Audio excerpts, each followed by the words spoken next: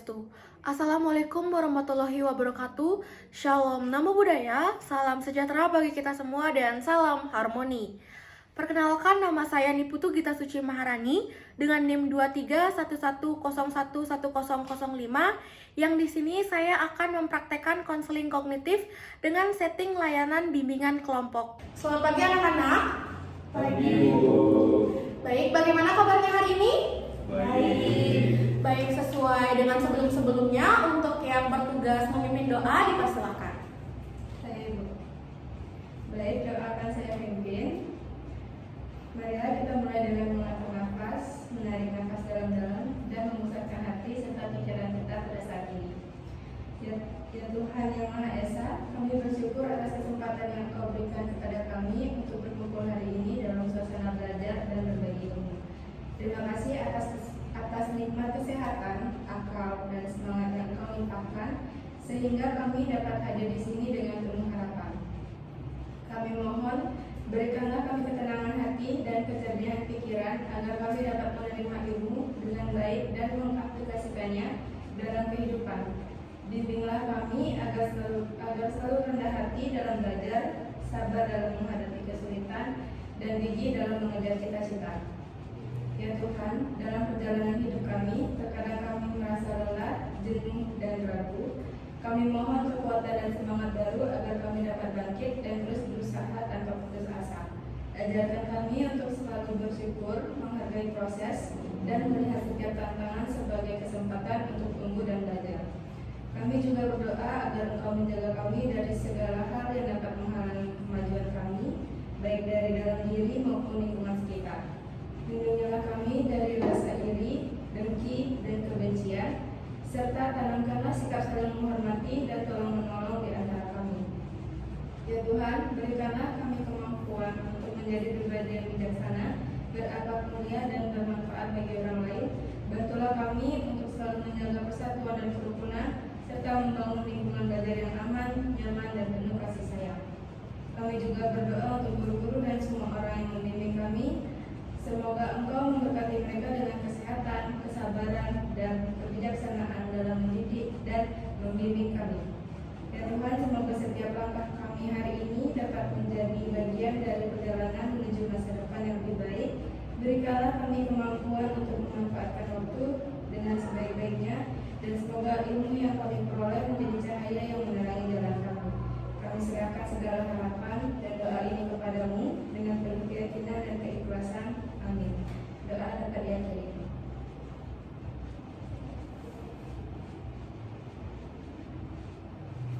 Baik, untuk memulai sesi pembelajaran kita hari ini, setelah melantunkan doa, mari kita memulai dengan salam terlebih dahulu.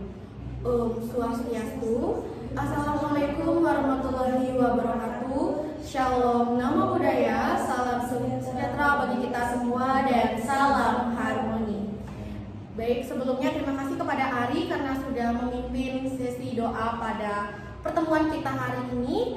Dan sebelum kita masuk ke inti pembelajaran kita, izinkan Ibu untuk mengabsen terlebih dahulu. Untuk Nimade Ayu Sari Puspadana, Hadir. Nikomang Ari Amreni, Hadir Ibu. Ikadek Dwi Arta Putra, Hadir, Ibu. Muradana Jaya. Hadir, Ibu. Baik, terima kasih karena kalian sudah bisa hadir dengan lengkap pada pertemuan kita hari ini. Karena di sini kita akan membahas topik yang sangat menarik dan bahkan sering kita temukan pada kehidupan sehari-hari. Nah, jadi sebelum itu izinkan Ibu untuk bertanya kepada kalian bagaimana keadaannya atau perasaannya hari ini. Apakah sedang dalam suasana yang sedih, senang, ataupun sedang cemas karena sekarang kan kalian tengah memasuki ulangan tengah semester. Jadi apa yang kalian rasakan saat ini sebelum kita memulai sesi pembelajaran kita? Mungkin dari Ayu Sari bisa mengungkapkan. Baik, terima kasih atas waktunya Ibu. Kalau akhir-akhir ini kan sudah mulai memasuki minggu UAS, jadi saya sedikit merasa takut dan cemas akan UAS yang diberikan oleh dosen. Baik, terima kasih Ayu Sari sudah mau berpendapat. Dan Ibu harap di pertemuan kita yang selanjutnya lebih banyak lagi yang berani untuk mengungkapkan argumen dan pendapatnya. Nah, jadi di sini kita akan membahas topik yang sangat serius, bahkan Ada yang tahu apa topik kita hari ini? Tidak, Ibu. Tidak, Ibu. Baik, jadi topik kita hari ini adalah bullying. Yang dimana bullying itu sering dan sangat sering kita temukan pada lingkungan sekitar kita. Apakah benar seperti itu? Benar, Benar, Ibu. Ibu. Baik, jadi di sini kita akan membahas bullying yang lebih intens lagi, yaitu bullying verbal. Yang dimana sebelum kita membahas lebih jauh, mari kita cari tahu dan mari kita pahami terlebih dahulu apa yang dimaksud dengan bullying verbal. Jadi dari adik-adik sekalian, apakah ada yang mengetahui, apakah ada yang pernah mendengar tentang bullying verbal? Dan mungkin agar kita di sini sama-sama terbuka, Ibu ingin menanyakan kepada kalian satu persatu dan mengungkapkan pendapat kalian terkait apa yang dimaksud dengan bullying verbal. Jadi bisa dimulai dari Ari terlebih dahulu. Baik, terima kasih atas kesempatannya. Dari pengalaman saya, bully verbal itu merupakan bully yang dilakukan melalui kata-kata atau ucapan. Baik, terima kasih Ari atas jawabannya. Kita keep jawaban Ari terlebih dahulu. Dilanjutkan oleh Ayu Sari. Baik, terima kasih atas waktunya Ibu. Sama seperti Ari, mungkin saya sedikit menambahkan yang dimana melalui kata-kata itu berupa penggunaan bahasa yang kasar, merendahkan, menghina, atau mengintimidasi seseorang. Baik, kita keep juga jawaban dari Ayu Sari. Dilanjutkan oleh Murah Dananjaya.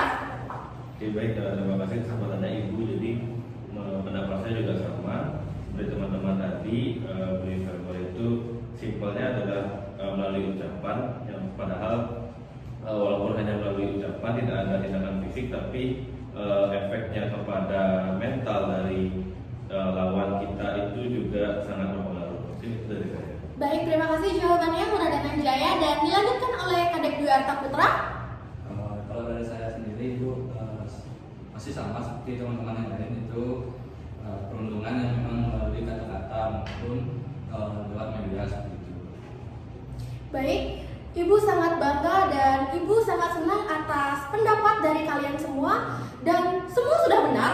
Jadi apa yang kalian ungkapkan itu memang benar. Bullying verbal itu adalah bentuk perundungan atau penindasan terhadap orang lain dengan menggunakan kata-kata yang menyakitkan, merendahkan, bahkan juga dapat mengancam bagi korbannya. Kemudian kata-kata tersebut biasanya ditunjukkan untuk menghina fisik seseorang, kemudian juga cara berbicara, kemudian bisa saja itu digunakan untuk membuli cara berpakaian sang korban tersebut, atau bahkan bisa juga membuli karena latar belakangnya seperti agama, ras, atau bahkan latar belakang keluarganya. Nah, jadi di sini bullying verbal itu bisa berupa mengejek atau memberi julukan negatif, seperti misalnya ada korban yang dikatakan, kamu gendut. Nah, itu termasuk bullying verbal. Kemudian juga kata-kata bodoh, kampungan, itu juga termasuk ke dalam bullying verbal. Kemudian di sini juga menyindir dan merendahkan secara terus-menerus, itu juga termasuk ke dalam bullying verbal, karena di situ korban akan merasa direndahkan. Bahkan sang korban itu nantinya akan tidak percaya diri pada saat sang pelaku itu mengungkapkan kata-kata seperti itu. Kemudian juga berbicara dengan nada kasar, itu jatuhnya itu menghina. Kemudian itu juga sudah termasuk ke bullying verbal atau perundungan verbal. Nah, jadi di sini mungkin kata-kata ini terasa candaan bagi kita, atau bahkan tanpa kita sadari kita pernah melakukan hal tersebut. Nah, jadi di sini gunanya pada sesi pembelajaran hari ini kita mengidentifikasi apakah kita pernah melakukan hal tersebut dan apa dampaknya bagi korban dan bagaimana cara kita menangani situasi tersebut. Jadi di sini juga bullying verbal sering terjadi antara siswa dan sering dianggap tidak berbahaya karena seorang pelaku yang menggunakan bullying verbal atau melantunkan perundungan verbal ini merasa bahwa fine-fine saja selagi korban tidak merasa kesakitan. Karena sang pelaku itu merasa, saya tidak memukul, saya hanya mengungkapkan kata-kata. Nah, jadi di situ merasa bahwa itu tidak berbahaya bagi sang korban. Padahal faktanya di sini sangat berpengaruh bagi korban, yang dimana itu dapat menimbulkan luka batin bagi korban, atau bahkan hal paling fatal itu sang korban bisa saja depresi atau bahkan tidak memiliki keinginan untuk hidup di dunia. Banyak yang kita lihat kasus-kasus terbaru dan mungkin yang lagi booming saat ini, kasus bunuh diri. Nah, itu juga salah satu satunya faktornya dari bullying verbal. Kemudian apa saja sih dampak dari bullying verbal selain yang saya jelaskan barusan? Apakah ada yang ingin berpendapat untuk Ayu Sari? Baik, kalau dari saya sendiri itu dampaknya itu ke mental saya sendiri ya, karena pernah satu pengalaman itu dari keluarga sendiri itu mengatakan saya yang tidak secara fisik, jadi saya masih mengingatnya sampai sekarang. Jadi dari yang sudah dikatakan itu menjadi trauma yang mendalam bagi diri saya sendiri.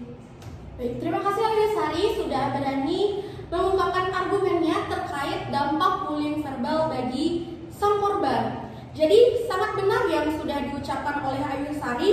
Di situ di saat sang korban diberikan kata-kata yang tidak enak atau bahkan menyakiti hati. Nah, sang korban akan merasa kepercayaan dirinya itu menurun drastis. Bahkan tidak akan berani untuk bersosialisasi dan berinteraksi dengan lingkungan sekitarnya. Kemudian setelah dia turun rasa percaya dirinya, apa yang timbul? Dia akan malu, dia takut atau bahkan kehilangan harga dirinya. Dia tidak akan pernah muncul dan akan mengurung diri, tidak berani bersosialisasi karena merasa bahwa dirinya itu rendah dan merasa sangat tidak pantas untuk ada di sini. Kemudian juga dia menarik diri dari lingkungan sekitar. Mungkin saja bisa dianggap sebagai orang yang introvert. Kenapa? Karena dia tidak mau berbaur dengan lingkungan sekitarnya. Kemudian dia menjadi pasif, yang dimana dia akan takut berbicara, kemudian bahkan takut juga masuk ke sekolah. Misalnya ada siswa yang seperti itu. Nah, dia itu akan takut masuk sekolah karena dia takut dibully lagi, takut dirundung lagi, takut diberikan kata-kata yang tidak enak lagi. Dan di sini juga seperti yang saya jelaskan sebelumnya, dalam beberapa kasus korban akan mengalami stres dan bahkan dia akan merasa depresi atau bahkan kehilangan semangat hidup untuk ada di dunia ini. Jadi sebelum kita lanjut ke materi inti kita, saya ingin kalian menjawab dengan jujur dalam hati. Apakah saya pernah mengejek orang lain? Even dengan teman dekat pun, apakah kalian pernah? Dan apa saya pernah ikut tertawa saat teman saya diejek?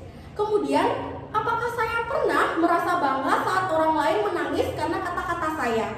Nah, jadi silakan kalian merenungkan diri terlebih dahulu apakah kalian pernah melakukan hal tersebut, dan jikalau di sini ada yang berani untuk mengungkapkan kalau pernah melakukan hal tersebut, tidak apa-apa karena sesi kali ini sangat terjaga kerahasiaannya. Karena dalam bimbingan konseling ada yang namanya asas kerahasiaan.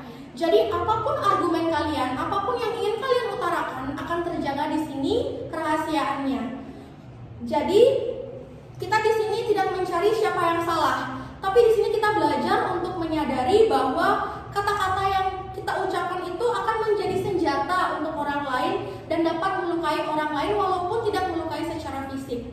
Jadi apakah di sini ada yang ingin jujur dan berani berpendapat terkait pertanyaan saya barusan? Baik, Ari, dipersilakan. Baik, sebelumnya terima kasih atas kesempatannya. Mungkin secara nggak langsung aja, saya kan di keluarga berempat, suaminya adik paling kecil. Nah, dia tuh kulitnya emang agak lebih hitam lah dari kita semua. Jadi kayak saya kadang manggil dia kayak badang gitu. Jadi mungkin itu termasuk bullying verbal juga ya. Cuman kebetulan hari saya juga menyadari bahwa memang kulit dia itu lebih gelap dari saudaranya yang lain gitu. Jadi mungkin dalam hatinya itu kayak tergosip, kenapa aku dibilang kayak gitu, padahal kayak sama persaudaraan gitu. Itu sih Bu. Baik, terima kasih Ari karena sudah mengungkapkan pendapatnya dengan jujur, dan itu merupakan suatu kebanggaan pada diri Ari karena Ari sudah berani untuk mengungkapkan apa yang Ari rasa itu salah untuk diri Ari. Nah, jadi di sini seperti yang saya katakan sebelumnya, kita tidak mencari di sini siapa yang benar, siapa yang salah. Tapi bagaimana kita hari ini dapat mengubah pikiran-pikiran dan perilaku-perilaku kita yang seperti itu ke arah yang lebih positif lagi. Jadi di sini ibu ingin kalian memahami bahwa seseorang mengejek orang lain itu biasanya pikiran-pikiran yang muncul itu di kepalanya seperti yang dicontohkan tadi. Kalau bisa bikin orang ketawa, pasti kita disukai. Kemudian teman yang beda itu aneh, wajar kalau diejek. Itulah pikiran-pikiran yang negatif yang muncul sebelum kita melakukan ejekan tersebut. Nah, jadi pikiran-pikiran tersebut itu biasanya akan muncul secara otomatis. Kita merasa bahwa itu hal biasa. Tapi, tahukah kalian bahwa apa yang kita rasa itu biasa ternyata benar-benar berpengaruh pada korban. Pikiran-pikiran irasional kita yang kita pikirkan dan kita lantunkan kepada korban itu sangat melukai korban.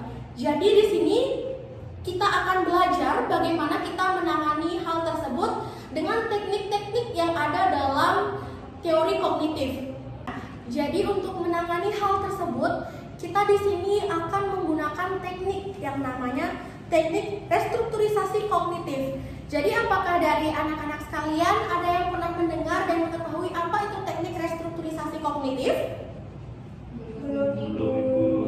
Baik, itu wajar kalian belum mengetahui karena hari ini saya baru pertama kali memberikan informasi kepada kalian apa sih yang dinamakan dengan teknik restrukturisasi kognitif. Jadi di sini teknik restrukturisasi kognitif artinya kita belajar mengubah cara berpikir yang salah atau tidak sehat atau biasa kita sebut dengan pikiran irasional menjadi pola pikir yang lebih logis, positif, dan empati. Contohnya, saat pikiran negatif muncul, misalnya seperti ini. Kalau saya nggak ngejek, saya bakal dianggap aneh, saya bakal dianggap lemah. Jadi, kita coba masukkan dan hadirkan teknik restrukturisasi kognitif ini hadir dan coba pikiran kita yang baru yang lebih positif dan rasional seperti aku bakal tetap punya teman walaupun tidak ikut mengejek. Nah, seperti itu. Jadi, kita di sini sekarang akan latihan dan sebelumnya nanti saya akan membacakan suatu skenario yang dimana kalian di sini akan mengidentifikasi apa pikiran negatif dari pelaku dan bagaimana kita ubah menjadi pikiran yang lebih positif. Dua itu. Jadi yang pertama, apa pikiran negatif dari pelaku, dan yang kedua, bagaimana kita ubah menjadi ke arah yang lebih positif. Dapat dimengerti? Dapat Jadi skenario-nya itu yang pertama, seseorang siswa itu sedang mengejek temannya karena kurus dan tidak mau berbicara. Ada seorang siswa diejek karena dia kurus dan tidak mau berbicara. Apa pikiran negatif dari pelakunya biasanya? Ada yang bisa menjawab? Baik, Ari, dipersilakan. Sebenarnya terima kasih atas kesempatannya. Mungkin yang bisa saya berikan contoh terhadap pikiran negatif itu seperti mungkin dia orangnya memang nggak suka makan atau nggak diperhatiin gitulah sama orang tuanya. Itu yang muncul, berarti orangnya itu nggak suka makan, pikiran negatifnya.